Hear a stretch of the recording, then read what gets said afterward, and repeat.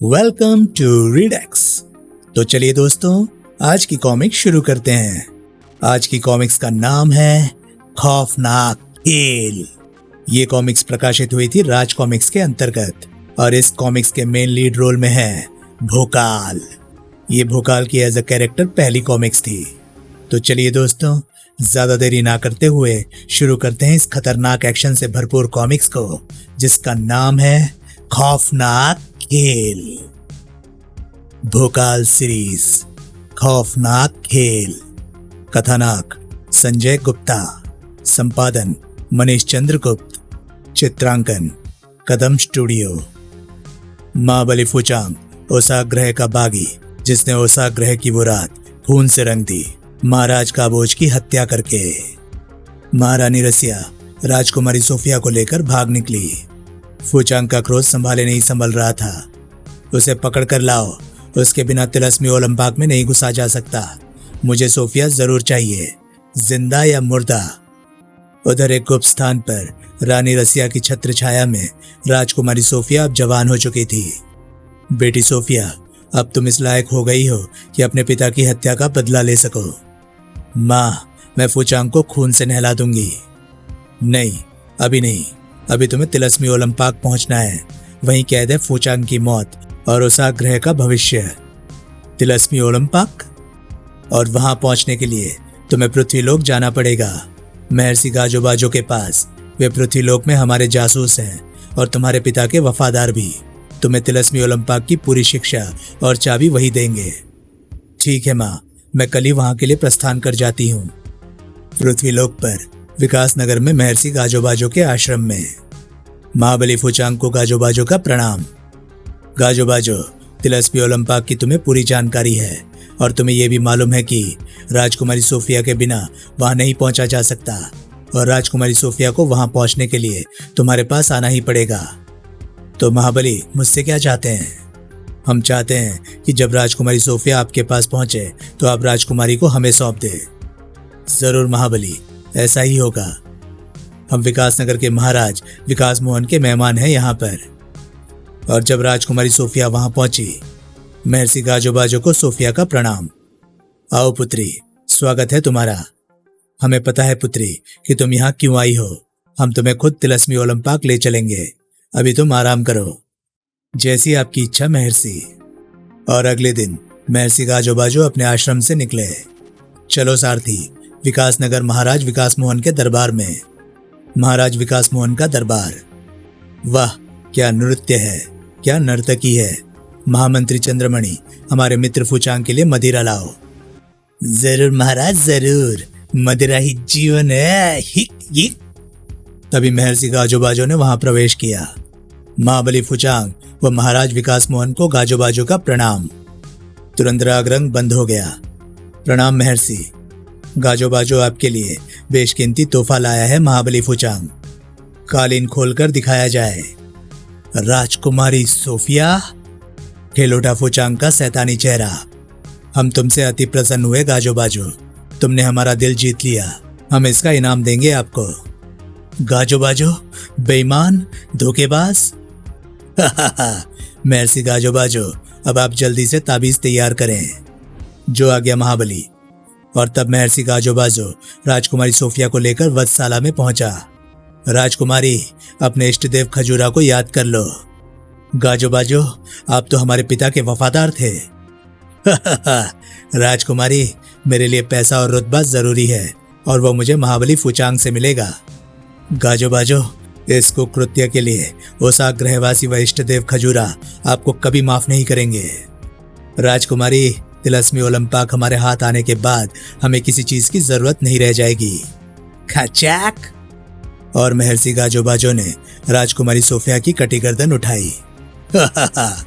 Sophia के तड़पते हुए जिस्म को देखा और उसके चेहरे को अपने हाथ में भींचकर गायब कर दिया। फक। अब ये बाल और ये खून हमारे काम आएगा। और ताबीज तैयार हो गए। तभी महाबली फुचांग ने वहां प्रवेश किया। महर्षि, कृपया बताएं, क्या हमारा काम हो गया है? जी हाँ महाबली, अब ये ताबीज पहनकर कोई भी महाबली, महावीर या सर्वोत्तम स्त्री पुरुष तिलस्मी ओलंपाक में प्रवेश कर सकता है। महान खजूरा के वरदान के कारण केवल सोफिया ही तिलस्मी ओलंपाक में प्रवेश कर सकती थी। महान खजूरा ने उसके खून व उसके बालों में ये शक्ति भर दी थी। आप तिलस्मी ओलंपाक में महान खजूरा के श्राप के कारण नहीं घुस सकते थे। अब आपको ये खौफनाक खेल खेलने के लिए जरूरत है संसार के सर्वोत्तम महावीर व महाबलिष्ठ व्यक्ति की। हाँ गाजो बाजो, ये खेल होगा और बड़े जोर शोर से होगा। किंतु उसी क्षण वहां महाबली फुचांग के गुप्तचर ने प्रवेश किया। महाबली फुचांग, खबर मिली है कि सोफिया अभी जीवित है। क्या? लेकिन वो इससे आगे कुछ न बोल सका। और जल मरा। गरज उठा फुचांग। महर्षि गाजो बाजो, क्या कह रहा था ये गुप्तचर और ये जल कैसे गया? महाबली फुचांग, ये गुप्तचर वत्साला के सुरक्षा घेरे में घुस आया था, इसलिए जल मरा। और राजकुमारी सोफिया के बारे में शायद वो जानता नहीं होगा कि उसका मैंने यहाँ अभी अभी वध किया है। महर्षि गाजो बाजो, तुमने हमारी बहुत सेवा कर ली। अब इस सेवा का तुम्हें अति विशिष्ट पुरस्कार देंगे हम। आप महान हैं महाबली। सेवा के इनाम में फुचांग की तलवार उठी और गाजो बाजो की गर्दन कटकर नीचे जा पड़ी। तुझ जैसा चालबाज चालाक बुढ़ा अब जीवित नहीं रहना चाहिए। अब रचना पड़ेगा एक भयानक जाल, एक खौफनाक खेल, और उसके लिए आज ही विश्व के सभी राजाओं, सम्राटों, चक्रवर्ती सम्राटों, महावीरों और महाबलियों को न्योता देना होगा। विकासनगर के विशाल क्रीड़ा स्थल में विश्व के बड़े बड़े महारथी, महावीर, महाबली राजा, चक्रवर्ती सम्राट छिपकली मानव फुचांग के निमंत्रण पर एकत्र हुए। महाबली फुचांग ने खौफनाक खेल का शुभारंभ किया। जादूगर शुतान, तुम अपनी सम्मोहन शक्ति का प्रदर्शन करोगे। यदि तुम सफल रहे तो तुम्हें ओलंपाक के लिए चुन लिया जाएगा। इस प्रदर्शन में मैं आपको निराश नहीं करूंगा महान फुचांग। क्रीड़ा स्थल के बीचों बीच पहुंचकर सुतान ने विचित्र आवाज में पुकारा, ओ। अगले ही पल चिंगाड़ चिंगाड़, कितने ही हाथी वहां एकत्र हो गए। दोस्तों, अब ये सभी हाथी एक पिरामिड बनाएंगे। और फिर बनना शुरू हुआ हाथियों का पिरामिड। कुछ ही देर में हाथियों का विशाल पिरामिड तैयार था। कुछ ही पल बाद जब सम्मोहन टूटा तो वहां कोई हाथी तो क्या, हाथी का बच्चा भी नजर नहीं आ रहा था। आश्चर्य से लोगों ने तालियां बजानी शुरू कर दी। दोस्तों, अब मैं आपको सम्मोहन शक्ति का दूसरा चमत्कार दिखाता हूँ। क्रीड़ा स्थल में बैठे दर्शक केवल खुद को जीवित अनुभव करेंगे, जबकि यहाँ बैठे सभी लोगों को निर्जीव। अगले ही पल क्रीड़ा स्थल में सब मरे पड़े हैं, केवल मैं ही जिंदा हूँ। ये क्या हुआ? सभी लोग कैसे मर गए? मैं बच गया? अरे, सब मरे हुए लोग, मैं तो जीवित हूँ। मुझे इनके बीच नहीं बैठना चाहिए। इस युवती ने कितना सुंदर हार पहन रखा है। ये तो मर चुकी है और कोई भी जीवित नहीं है। मैं इसका हार उतार लेती हूँ। उस क्रीड़ा स्थल में सभी अपने आप को जीवित और शेष सबको निर्जीव अनुभव कर रहे थे। भगवान की अनुकंपा है कि मैं जीवित हूँ। इतने सारे निर्जीव लोगों के बीच मेरा बच जाना महान आश्चर्य है। कुछ देर बाद जादूगर सुल्तान ने अपना सम्मोहन तोड़ा। अरे वाह, इसने तो कमाल कर दिया। सचमुच आश्चर्यजनक। इस जादूगर ने तो अद्भुत सम्मोहन किया है। देश विदेश के सम्राटों ने जादूगर सुल्तान की बहुत प्रशंसा की। सचमुच महान है। इसे ओलंपाक में भेजना चाहिए। ऐसा आश्चर्य तो कभी देखा सुना नहीं। तालियों की गूंज और दर्शकों के भारी शोर के बीच महाबली फुचांग ने घोषणा की, दोस्तों, आपका निर्णय मुझे स्वीकार है। मैं जादूगर शुतान को ओलंपाक के लिए चुन रहा हूँ। अब मैं विश्व के सबसे शक्तिशाली पुरुष अतिक्रूर को आमंत्रित करता हूँ। अतिक्रूर! अतिक्रूर ने दर्शकों का अभिवादन किया। अतिक्रूर, अब तुम्हें अपनी शक्ति का, अपने बल का प्रदर्शन करना है यहाँ। जरूर महाबली फुचांग। तभी क्रीड़ा स्थल की दीवार में बने दरवाजे खुलने लगे और गुर गुर एक शक्तिशाली गैंडे ने अतिक्रूर की छाती पर टक्कर मारी। धाड़! अतिक्रूर उछलकर उसी गैंडे पर सवार हो गया। गैंडा भयभीत होकर तेजी से दौड़ा और दौड़ते दौड़ते गैंडा बुरी तरह थककर गिर पड़ा। तभी दो हाथी उसकी ओर दौड़े। चिंगाड़ चिंगाड़! अतिक्रूर ने दोनों हाथियों की सूंड पकड़ ली। चिंगाड़ चिंगाड़! और फिर उसने हाथियों को संभलने का कोई अवसर नहीं दिया। अगले ही पल दोनों हाथी जमीन पर पड़े तड़प रहे थे। अतिक्रूर की शक्ति देखते ही बनती थी। धाड़ गुर्र चिंगाड़! वाह, अद्भुत! तालियों की गड़गड़ाहट के बीच महाबली फुचांग ने घोषणा की, शक्ति प्रदर्शन में सफल होने पर अतिक्रूर को तिलस्मी ओलंपाक के लिए चुना जाता है। महाबली अतिक्रूर, अब आप अंदर जाएं, अभी आपको दोबारा बुलाया जाएगा। और अतिक्रूर के जाने के बाद हर दर्शक के दिमाग में एक ही तूफान था, जाने अब कौन आएगा, पता नहीं क्या आश्चर्य दिखाएंगे महाबली फुचांग अब। लेकिन इससे पहले कि उनके प्रश्नों का सही जवाब मिलता, गड़ गड़ गड़ गड़ गड़, और सबके चेहरे पर खिंच गई आतंक की रेखाएं। धरती का सीना चीर कर निकला भयानक दैत्य। किंतु तभी एक मानव भागता हुआ उसके सामने आ गया और एक निष्फल सा दुस्साहस किया उसने, जिसने दैत्य को बुरी तरह से गुस्सा दिला दिया। और धड़ाक, दैत्य झुका और अगले ही क्षण चीखें निकल गई सभी दर्शकों की। दैत्य ने मैदान की धरती का एक बड़ा टुकड़ा उखाड़कर अपने हाथों में उठा लिया। नहीं, भोकाल, अब कुछ करना ही होगा। उफ, ये अब नहीं बचेगा। भोकाल, और आलोक भोकाल बन गया। दैत्य ने विशाल धरती का टुकड़ा भोकाल पर दे मारा और धरती का वो टुकड़ा रेत के कणों में बदलकर भोकाल के चारों तरफ बिखर गया। फिर भोकाल ने अपनी ढाल नीचे की और वो उड़ चला। और बस, अब नहीं बचेगा तू। भोकाल के वार ने राक्षस को काल का ग्रास बना दिया। दर्शकों के शोर से सारा क्रीड़ा स्थल गूंज उठा, जिसके बीच गूंज उठी फुचांग की आवाज। ये है आलोक उर्फ भोकाल, तिलस्मी ओलंपाक के लिए चुना गया तीसरा विजेता। वाह वाह, तड़ तड़ तड़ तड़, भोकाल, भोकाल महावीर। महाबली फुचांग का खूंखार स्वर गूंजा। अब मैं इन 3 विजेताओं को तिलस्मी ओलंपाक भेजूंगा। तभी क्रीड़ा स्थल पर एक बिजली ने प्रवेश किया। ठहरो, मैं भी तिलस्मी ओलंपाक में भाग लेना चाहती हूँ। नहीं, तिलस्मी ओलंपाक में सर्वोत्तम महाबली महावीर इंसान ही भाग ले सकता है। मैं किसी भी सर्वोत्तम महाबली महावीर से लड़ने को तैयार हूँ।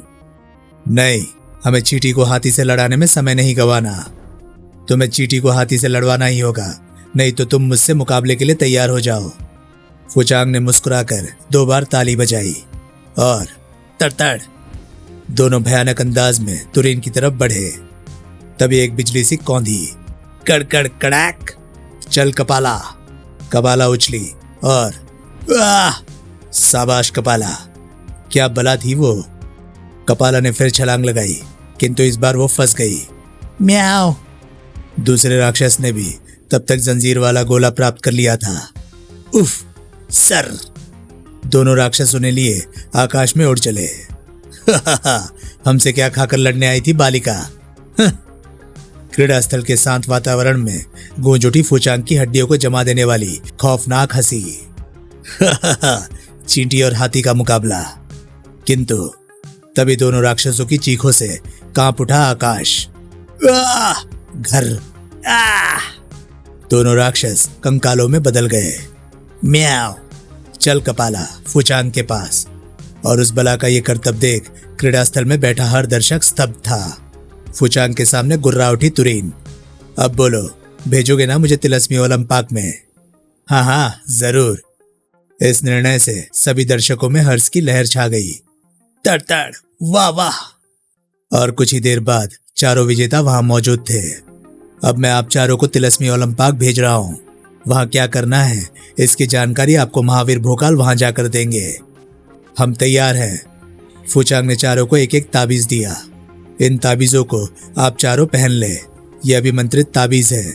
इनके बिना आपकी शक्तियां वहां खत्म हो जाएंगी। मतलब ये कि इन्हें आपको हरगिज नहीं त्यागना। और फिर वे चारों वहां से गायब हो गए। और तब गूंज उठी फुचांग की आवाज। पृथ्वी के राजाओं, महाराजाओं, चक्रवर्ती सम्राटों, इस क्रीड़ा स्थल से ये खेल अब समाप्त हुआ। अब आप अपने अपने देशों में पहुंचकर भी तिलस्मी ओलंपाक में हो रहे चारों वीरों के खेल का आनंद ले सकते हैं। किंतु उसके लिए आपको मुझे अपने अपने देशों की आय का आधा हिस्सा देना होगा। ये जादुई दूरदर्शन दर्पण आपको तिलस्मी ओलंपाक के सभी दृश्य दिखाएंगे। मेरा वादा है कि आपका ऐसा मनोरंजन कभी ना हुआ होगा, न कभी हजारों साल तक किसी का होगा। हम सब तैयार हैं। हमें ये दूरदर्शन दर्पण चाहिए और हम आगे भी तिलस्मी ओलंपाक में और वीरों को भेजते रहेंगे। पाठकों, आपके दिमाग ने इस अद्भुत कथानक से खूब कुश्ती लड़ी। अब आपके दिमाग में कुछ प्रश्न होंगे, जैसे महारानी रसिया का क्या हुआ? राजकुमारी सोफिया का कत्ल कैसे हुआ? क्या था तिलस्मी ओलंपाक? आलोप, अधिक्रूर, तुरीन व सुल्तान कौन थे? तिलस्मी ओलंपाक में क्या हुआ? तिलस्मी ओलंपाक से फूचांग क्या चाहता था? आलोप के भोकाल बनने का क्या रहस्य था? इन सब प्रश्नों के जवाब आपको मिलेंगे तिलस्मी ओलंपाक में। समाप्त। तो दोस्तों, ये कहानी थी कॉमिक्स खौफनाक खेल की। ये कॉमिक्स आपको कैसी लगी? प्लीज कमेंट सेक्शन में अपनी राय मुझे जरूर बताएं। और हाँ, अगर आपको मेरे वीडियोस पसंद आ रहे हैं तो प्लीज उन्हें लाइक करें और चैनल को सब्सक्राइब करें, क्योंकि मैं ऐसे कंटेंट लाता रहता हूँ। तो चलिए दोस्तों, मैं मिलता हूँ अब आपसे अगली वीडियो में। तब तक के लिए नमस्कार, गुड बाय। सेफ रहिए, खुश रहिए, मजे करिए।